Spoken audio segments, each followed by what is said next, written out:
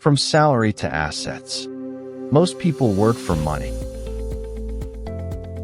But wealthy people make money work for them. And the difference lies in one powerful shift, moving from salary to assets. Let's break it down. A salary is active income. You trade time for money. No work, no pay. If you stop work, the income stops. That is the limitation of depending only on salary. Now here is the problem. Most people receive their salary and immediately spend it. Rent, bills, food, subscriptions, lifestyle upgrades, and at the end of the month, nothing remains. The cycle repeats. Work, earn, spend, repeat. That cycle keeps people financially stuck. But wealthy people use their salary differently. They don't just spend it. They convert it. They convert salary into asset. So what is an asset? An asset is anything that puts money into your pocket, not takes money out.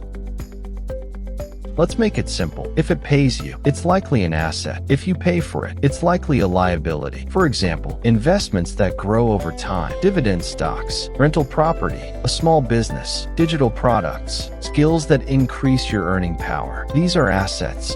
Now here's the strategy. Step 1. Control your expenses.